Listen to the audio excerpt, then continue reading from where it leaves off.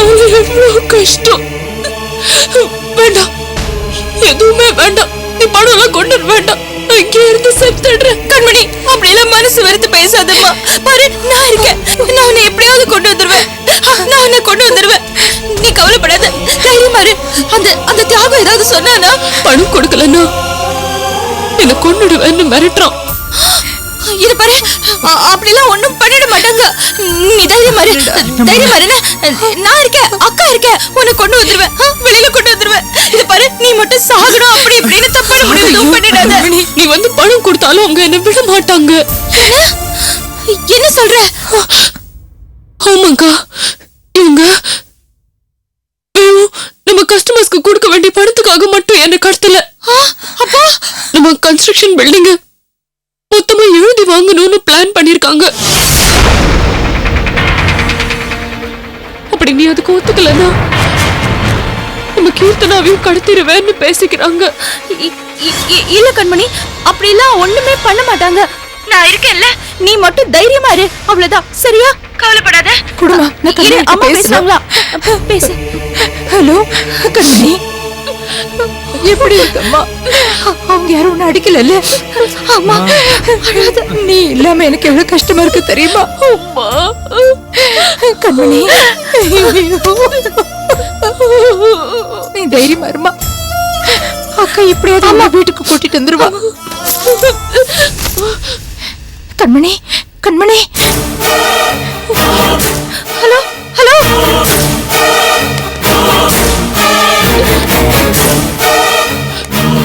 என்னம்மா, போனெல்லாம் பேசி முடிச்சாச்சா?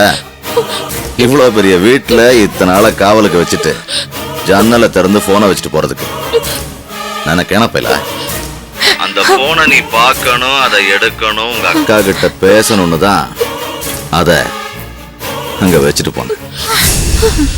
இப்போ உன்னை நான் கொன்னுடுவேன், இந்த பில்டிங் எல்லாம் நான் எடுத்துக்குவேன்னு சொல்லி உன் பதறத்தை பூரா உங்க அக்கா மேல ஏத்தி விட்டியா? ஏத்தி விட்டலடி.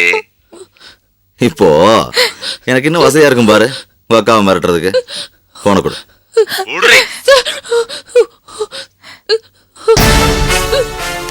என்னம்மா மேகலா, என்ன உன் தங்கச்சி எல்லாத்தையும் சொல்லிட்டாளா? பின்ன பணம் தரேன்னு சொல்லிட்டு நீ பாட்டுக்கு வராம தான் என்னடி அர்த்தம்? எப்போ வர போற? என்ன பணத்தை ரெடி பண்ணலையா? பின்ன எப்படி என்கிட்ட பணத்தை கொண்டு வரேன்னு சொன்ன? என்னடி எங்களுக்கு தண்ணி காட்டணும்னு பாக்குறியா? இல்ல, பணம் ரெடியா இருந்தது. என் அத்தை ஒரு சிக்கல் பண்ணிட்டாங்க, அந்த பணம் போயிடுச்சு. ஏய், விளையாடுறியா? ஏதோ பொட்ட பிள்ளையாச்சே, ரொம்ப நெருக்க கூடாதுன்னு பார்த்தா என்னமோ கதை கதையா சொல்லிட்டு இருக்க. நான் ஒண்ணு கதை பேசல, நீங்க தான் புதுசா ஏதோ கதை பேசுறீங்க. நான் பணத்தை கொடுத்தாலும் கண்மணியை திருப்பி அனுப்ப மாட்டீங்க நீங்க சொல்லிருக்கீங்களாமே. என்ன இதெல்லாம்? ஓ, அதையும் சொல்லிட்டாளா?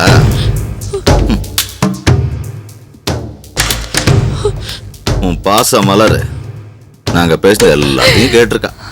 ரொம்ப ஷார்ப்பு. சரிடி, என் மெயின் டார்கெட் என்னன்னு இப்ப சொல்றேன் கேட்டுக்கோ. உன் கஸ்டமர் 3 பேருக்கும் பணத்தை திருப்பி கொடுக்க சொல்லி கேட்டது பிரச்சனைய ஆரம்பிக்கிறதுக்கு மட்டும்தான். எனக்கு என்ன வேணுங்கிறத தெளிவா சொல்றேன் கேட்டுக்கோ. நீ இப்ப கட்டி முடிக்கிறதா சொல்லிட்டு இருக்கிற பில்டிங் மொத்தத்தையும் என்கிட்ட ஒப்படைக்கணும். நீ இப்ப கட்டி முடிக்கிறதா சொல்லிட்டு இருக்கிற பில்டிங் மொத்தத்தையும் என்கிட்ட ஒப்படைக்கணும்.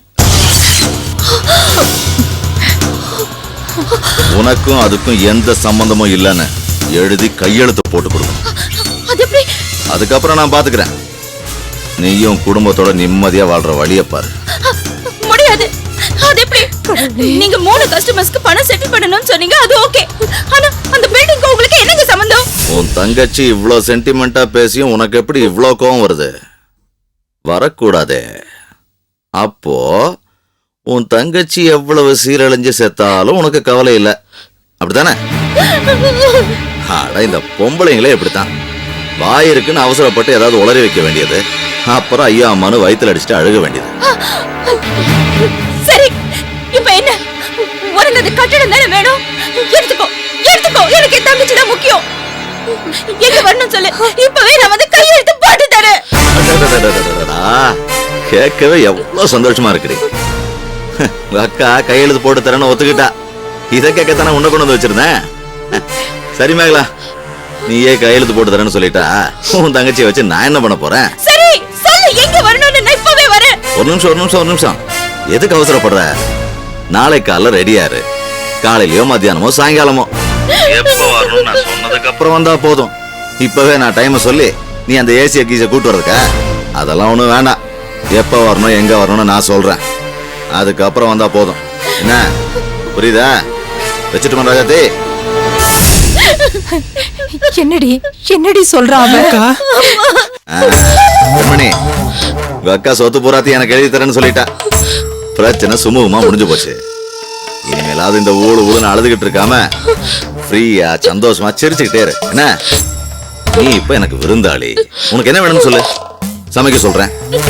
விருந்து வச்சு வீட்டுக்கு அனுப்புறேன். போகும்போது உனக்கும் உங்க வீட்டுல இருக்கிற எல்லாருக்கும் புதுசா ட்ரெஸ் வேணாலும் வாங்கி தரேன். அத விட்டுட்டு எசகு பிசக ஏதாவது நடந்துச்சு, உன்னை வெட்டி காக்கா கழுவுக்கு விருந்தா போட்டுருவேன். ஜாக்கிரதை. சரி சரிடி. அப்படிதான்.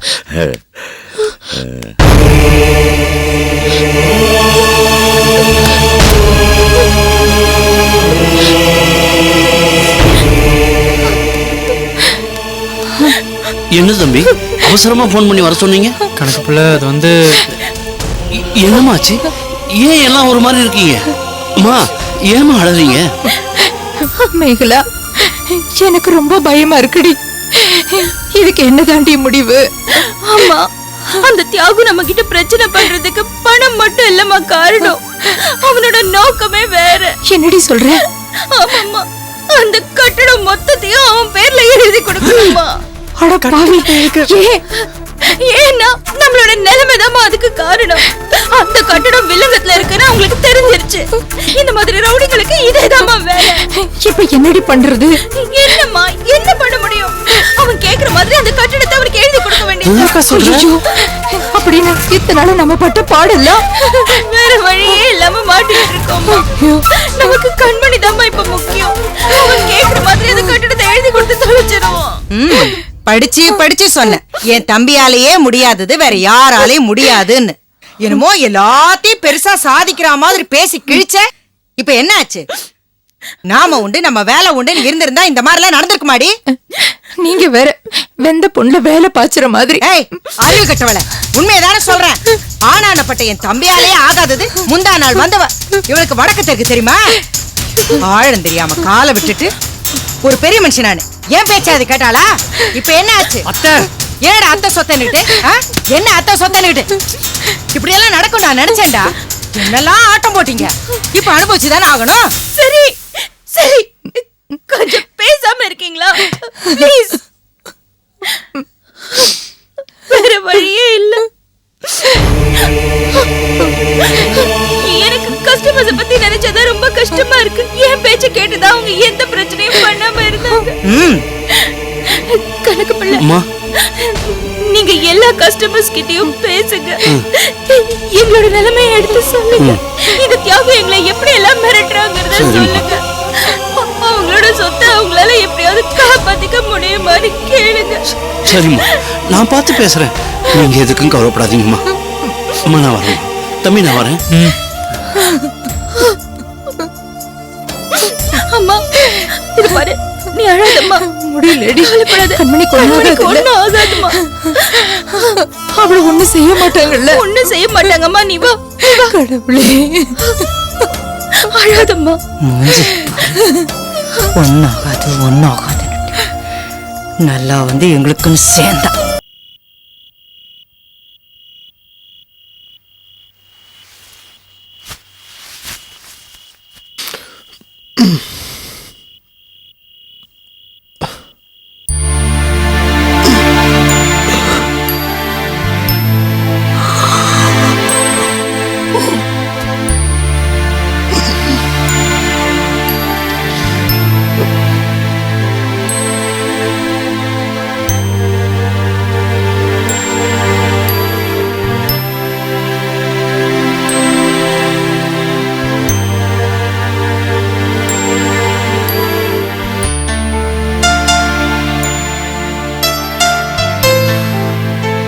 சத்தி,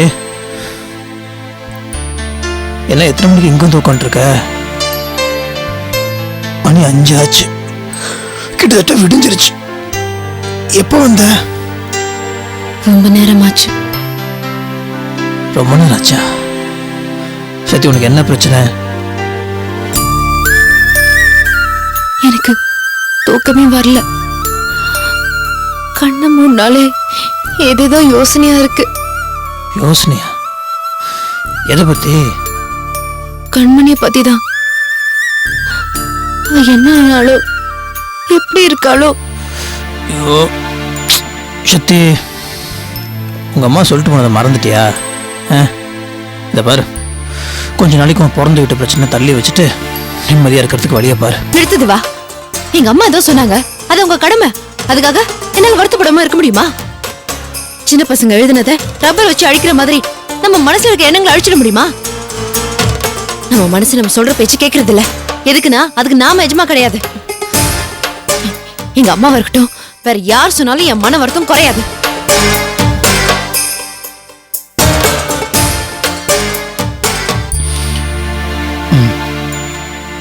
புரியுது சத்தி, ஆனா தூங்காம இருந்தா உடம்பு கெட்டுப்படும் இல்லையா? இந்த மாதிரி உனக்கு தூக்கம் வரலன்னா கூட பரவாயில்ல, சும்மா படுத்து கொஞ்சம் ரெஸ்ட் எடு.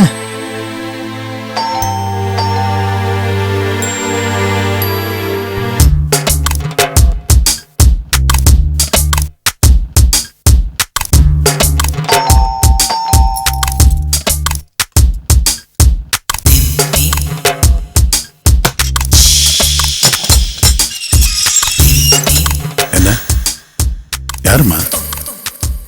தெரியல. வாங்க வாங்கம்மா, வாங்க. வாங்க மாப்பிள்ள. என்ன வாங்க. பொழுதுபடி இருக்கு முன்னாடி ஒன்னா சேர்ந்து வந்திருக்கீங்க? ஆபீஸ் விஷயமா கோயம்புத்தூர் வரைக்கும் அர்ஜென்டா போகணுமாமா. நேற்று ராத்திரி தான் போன் வந்துச்சு, அதான் காலங்காத்தாலே வந்துட்டோம். என்னத்த வேலை பாக்குறாரோ என்னமோ, நினைச்ச நேரம் ஊர் ஊரா சுத்த வேண்டியிருக்கு. ஆனா இங்க ஒன்னும் இல்ல. சும்மா இருக்கியா? தவிர்க்க முடியாத வேலை மாமா, கண்டிப்பா போய்தான் ஆகணும். வரத்துக்கு ஒரு 10-15 நாள் ஆயிரும். அக்கம் பக்கத்துல வேற யாரும் இல்ல. அவளையும் குழந்தையும் தனியா விட்டு போறதுக்கு மனசு இல்ல.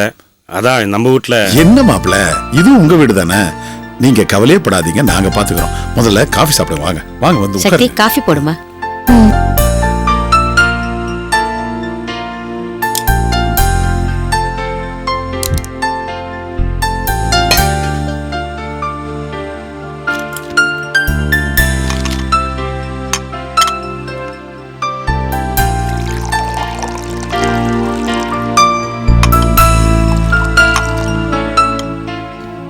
போய் கொடு. பனி கொஞ்சம் அதிகமா இருக்குல்ல? ஆமாங்க, இந்த சீசனுக்கு பனி அப்படித்தான் இருக்கும். இங்கேயே எப்படின்னா கோயம்புத்தூர்ல எப்படி இருக்குன்னு பாத்துங்களேன். வேற வழி இல்ல மாமா, போய்தானே ஆகணும்.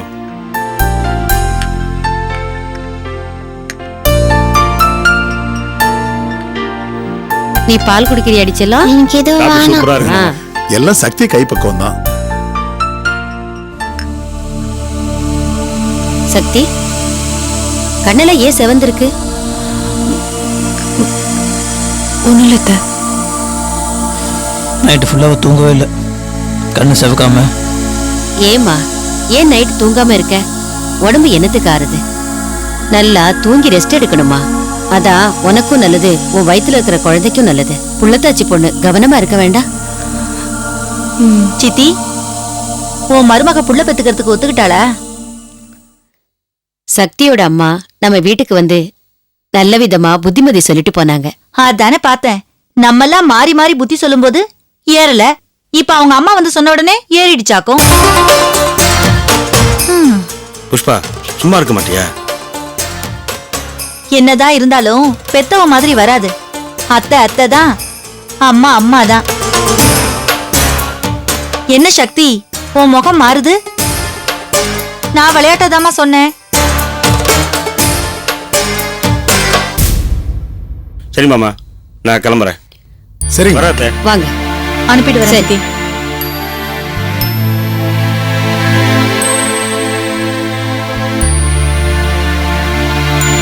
புஷ்பா, நீங்க விருந்தாளியா வந்திருக்க, உன்னை பத்திரமா பார்த்துக்கிறேன்னு அத்தையும் மாமா பெருந்தன்மையா சொல்லியிருக்காங்க. எதுவும் பிரச்சனை பண்ணிடாத. அவங்க வீட்டு விஷயத்துல மூக்க நுழைக்கிறேன்னு சொல்லிட்டு ரொம்ப விலை கொடுத்து வாங்காம நான் வர்ற வரைக்கும் ஒழுங்கா இரு. புரிஞ்சுதா? பாப்போம் பாப்போம். பாய். பாய். நான் வரேன் புஷ்பா. ம்